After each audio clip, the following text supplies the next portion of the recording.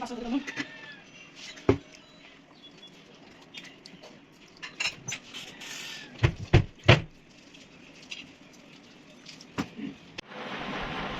افهم يعني ايه اللي مزعلك يا عرس.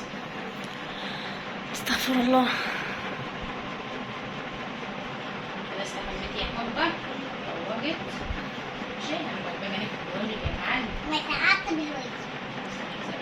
شعر لا تكتبي الواجب بتنجزه. مش ليكي دعوه. أول واحدة الكراسه دي جديده. ها كراسته هو حب يا جميل. لا بص يلا بسم الله الرحمن الرحيم. اهو دي حرف الايه؟ حرف ب. ألف. ألف. احنا لسه مش رحنا للباب. ده اهو هنلون دي. هنلون دي ازاي؟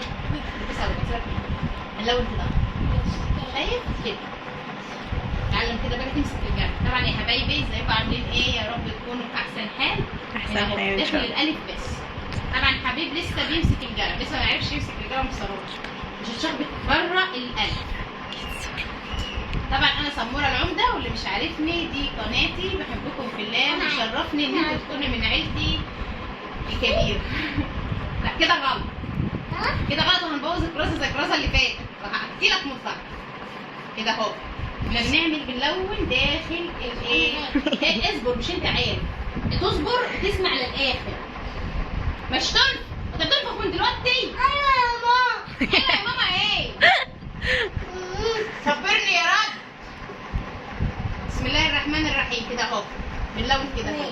لا مش ماشي اهو. امسك القلم ولون. امسك كده اهو. لون القلم لون اهو. هنا اهو. اه لون. اعمل كده. لون يعني كده. بص بالراحه بالراحه عشان القلم دي سبيرتو. اسمها ايه؟ ب. سبيرتو دي يعني ايه؟ بطبع على الورقه اللي وراها. وانت لو نسبرت هذا لو عارف. مش ليكي دعوه. خليكي تمسك. موت. عشان جبنا الوان الخشب مش نافع. ضيعها. جبنا السبيرتو عشان هيضيعها برضه. مش عارفه والله. دي حرف الايه؟ حرف الب. الف. حرف الايه يا لولو يا حبه؟ ألف. الفون. ألفون. الفون. ألفون. الفون. ألفون. الفون. الفون. لا لسه قاعده تضحك على ايه؟ على ايه الفون؟ لا انا هبقى اشطر منك يا انت. هبقى ايه؟ أنا عايز أبا ألف. خبير عشان أبا ضابط ومهندس ورابط عشان كده.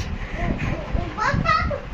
بطل. انت اصلا بطل ما تروحش. تبقى ظابط ومهندس وبطل. شايفه الطموح يا جهله؟ مش زيك. هيبقى ألف. هنخش تجاره. يلا يا معلم. دي خلصنا مهمه الاسبرتو دي خلاص. احنا لون هنعينها بقى. حبيبي يا ست الهندسه فين؟ يا ريت ننجز دي كده. ايه؟ في بنات دي موت. حرف الايه؟ واحد صغير كده يبقى الف. دي ايه؟ واحد صغير يبقى ألفون. طلعت تلخبطي معلومات. يبقى ألف. وين ألف؟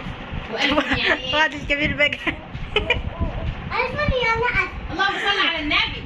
يا رب تخزى العرسه اللي واقفه دي تصور وما هياش عارفه. هي دي كانت فاشله في المدرسه اصلا. دي بالراي. حرف الباء. بالراي بحرف الباء. ده حرف ب. وده حرف اللي احنا بنقراه بنكتبها. حرف ب. الالف. ألف. سيبك من البلاد بقى خلاص احنا هنسلوى. دي ايه؟ دي ايه؟ ألف. لا النسيان دي مش عايزينه. الفون. ألفون. الفون. ألفون. نكتب الالفون ازاي كده؟ جد. اهو كده. الفون. ألفون. الفون. ألفون. الفون. ألفون. الفون. ألفون. الفون يعني ايه؟ ألفون يعني ألف. اللهم صل على النبي.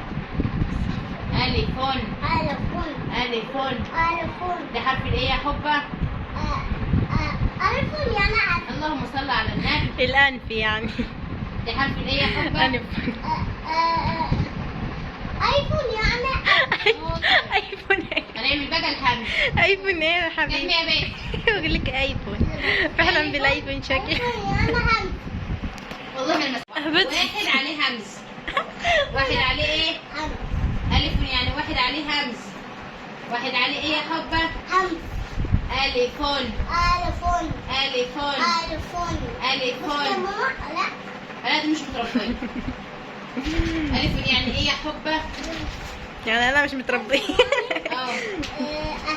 طب نمسك القلم كويس، نشيل شرطة كده ونرجع بالشرطة كده، تمام؟ يبقى نشيل شرطة كده وريهم الشرطات بتاعتكم، ونرجع بالشرطة كده. شرطات معوقة. خلاص؟ دي ايه؟ ايش؟ أفضل يعني ايفون. ألفون. الفون يعني أ. ألفون. الفون يعني أ. شاطر. أوه. حبيب شاطر يا ولاد. ألفون. الفون. ألفون. الفون. أليفون. الفون. أليفون. الفون. أليف يعني واحد وعليه همس. واحد. يعني عليه همس. واحد. عليه همس. شاطر، يعني اسم ايه؟ الفون يعني عليه همس. اللهم صل على النبي. واحد عليه همس. عليه همس. ألفون. الفون. نقرا بقى. يفتكروا تنجز. ترابيزة كده اللي يطلع كده. حصل خير، حصل خير. ماشي يا حب، خلينا في الموضوع. خليك ركز معايا في الفون يعني أ. اللهم صل على النبي. دي ايه؟ الفون يعني أ. كمان مرة. الفون يعني أ. كمان مرة. الفون يعني أ. كمان مرة. الفون يعني أ. ألفون. الفون. ألفون. الفون. ألفون. الفون يعني أسد. ألف يعني آسد. ألفون. الفون. الألف واحد وعليه إيه؟ همس. شاطر، عسل عليك، أنت واد شطور، سقفة برافو.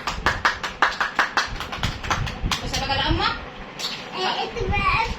السلام عليكم ورحمة الله. ازيكم يا حبايبي، عاملين ايه؟ معكم سمورة العمدة. واللي اول مرة يشوفني ما ينساش يشترك في القناة، يشرفني طبعا ان يكون من عيلتي. بحبكم جدا جدا، وهنعمل مع بعض النهاردة صينية فراخ كده على ابسط طريقة ممكن. لكن قبل ما نعمل صينية الفراخ هنعمل مع بعض تتبيلة الفراخ المشوية. لو انت حابة تعملي تتبيلة فراخ مشوية وتحطي الفرخة في الفريزر لأي يوم مثلا انت مستعجلة فيه ولا كده. معانا هنا النهاردة علبة من الزبادي، تمام. وكمان معايا اللهم صل وسلم وبارك على سيدنا محمد ليمونة او ليمونتين بتعصريهم.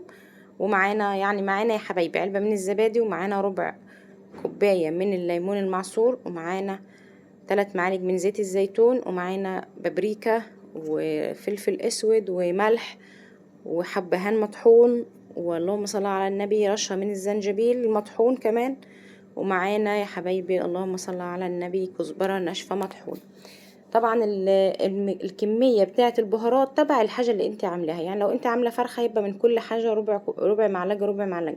لو انت عاملة اكتر هتزودي طبعا كمية البهارات بتاعتك. وزي ما انتوا شايفين كده بتبلها. وكان معايا طبعا صويا صوص، وطبعا كان خلصان، لو كان موجود كنت حطيت، لكن حطيت كمان معلقتين من دبس الرمان. معايا هنا يا حبايبي كمان فرخة تانية. انا تبلت الفرخة دي وعنتها كده لأي يوم من الايام.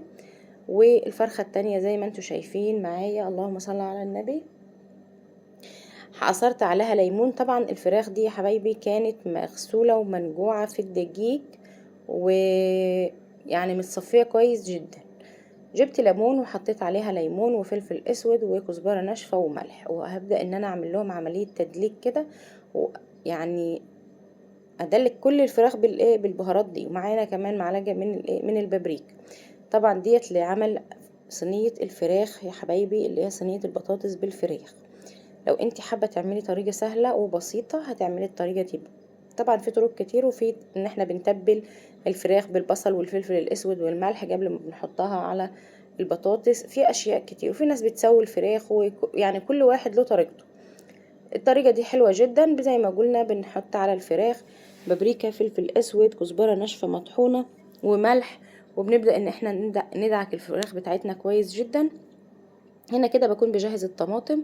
معايا شفشق من الطماطم المعصور، او تبع الكمية اللي انت هتعمليها برضو. يعني انتوا فاهميني، ما تتجيديش بحاجة معينة. احنا الكمية بتاعتنا بتزيد مع زيادة الكمية وبتقل مع العدد يعني الحاجة الجليلة. تمام.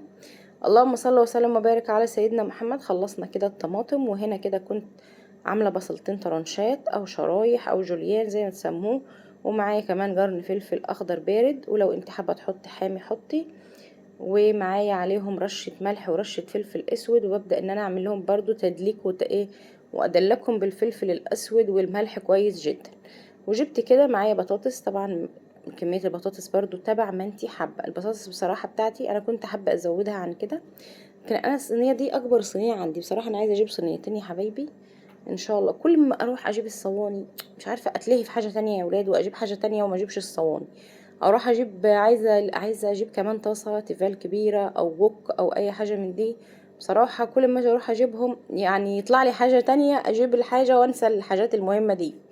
بس الله المستعان، ان شاء الله هجيبهم باذن الله، لان الصينيه دي ضيقه جدا وما بتاخدش الكميه بتاعتي اللي انا ببقى عايزه اعملها. هنا كده زي ما انتم شايفين انا فردت البصل والفلفل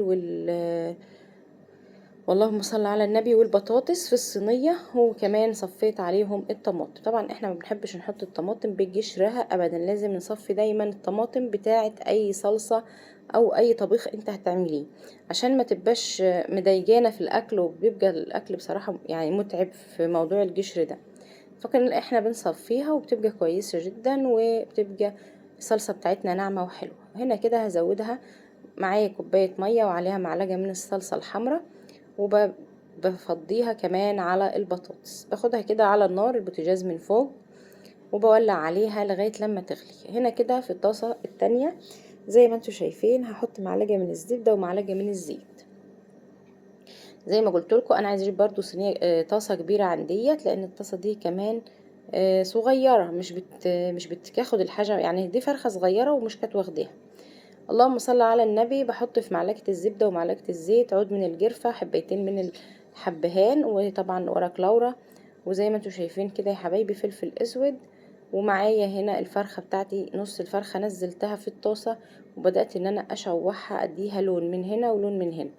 انا ما بشوحهاش، مش بسويها، انا بديها يعني صدمه، وفي نفس الوقت تاخد لون وتاخد طعم من التشويح. وعشان خاطر لو انت مش حابه ان انت تحطيها نيه خالص على يعني على صينيه البطاطس، طبعا التشويحه دي بتخليها بصراحه تحفه بجد. طبعا هنا كده زي ما انتم شايفين طلعت النص الاولاني وحطيت النص التاني كمان، وخلاص اتحمر واخد اللون وصدمه ونفس وريحه الزبده وكل الحاجات دي. بحطها كده. طبعا زي ما انتم شايفين الصينيه ضيقه جدا بصراحه، ووجعت كمان صلصه. ويلا المستعان، يعني ان شاء الله باذن الله انا هجيب صينيتين كبار عن كده يا حبايبي. اللهم صل على النبي. زي ما انتم شايفين معايا كده صينيه البطاطس لازم وحتما ولا بد نعمل رز بشعريه. يعني صينيه البطاطس مش هتحلى الا برز بالشعريه بصراحه، كلنا عارفين كده. معانا هنا نص كوبايه من الشعريه، على معلقتين من الزيت او اي ماده دهنيه سمنه اللي تحبيه. وطبعا بنحمر الشعريه بتاعتنا بكل سهوله، وكلنا شطار وعارفين الموضوع ده، مش عايز اي افتكاسات يعني. وبعد كده بنغسل الرز وبنضيفه، طبعا كميه الرز برضو تبع ما انت حابه. واللهم صل على النبي. بنحط قعد الرز، لكل رز مصري بنحط له القعد بتاعه عقله من الاصبع. لكن الرز البسمتي لكل كوبايه رز بسمتي كوبايتين من الرز من الميه. اسفه معلش. بحبكم في الله، ويتمنى ان الفيديو يكون عجبكم. طبعا دي الفراخ بتاعتي بعد ما طلعت، طبعا كانت الصينيه ضيقه يعني، بس الفراخ كانت تحفه، والريحه والطعم بصراحه بألف هنا وشفا. يا رب كده تجربوا الوصفه وتعجبكم، واتمنى ان انتم ما تنسوش اللايك وتسمعوا كل الفيديوهات وتشجعوني، لان انا بتعب في الفيديوهات دي واقدم لكم محتوى كويس. والله بحبكم جدا جدا، والسلام عليكم ورحمه الله. معكم سموره العمدة.